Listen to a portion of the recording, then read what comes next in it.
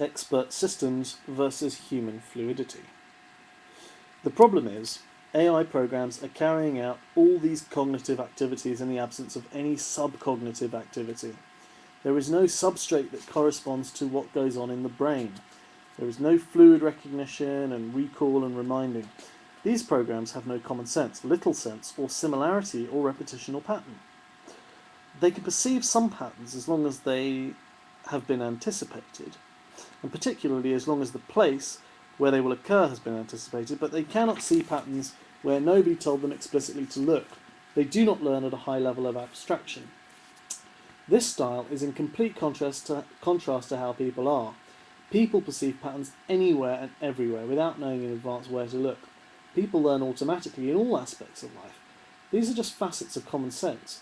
Common sense is not an area of expertise, but a general, that is, domain-independent capacity that has to do with fluidity in representation of concepts, an ability to sift what is important from what is not, an ability to find unanticipated analogical similarities between totally different concepts, reminding, as Shank calls it.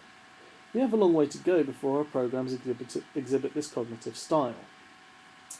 Recognition of one's mother's face is still nearly as much of a mystery as it was 30 years ago. And what about such things as recognising family resemblances between people? Recognising a French face, recognising kindness or earnestness or slyness or harshness on a face, even recognising age, even sex. These are fantastically difficult problems. As Donald Knuth pointed out, we have written programs that can do wonderfully well at what people have to work very hard at doing consciously, e.g. doing integrals, playing chess, medical diagnosis, etc. But we have yet to write a program that remotely approaches our ability to do what we do without thinking or training.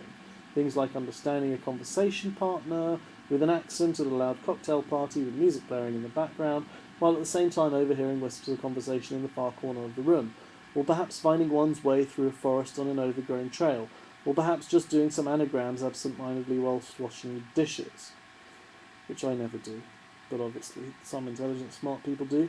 Asking for a program that can discover new scientific laws without having a program that can say, do anagrams, is like wanting to go to the moon without having the ability to find your way around town. I do not make the comparison idly. The level of performance that Simon and his colleague Langley wish to achieve in Bacon is on the order of the greatest scientists. It seems that they are but a step away from mechanisation of genius. After his Proctor lecture, Simon was asked by a member of the audience, how many scientific lifetimes does a 5-hour run of Bacon represent?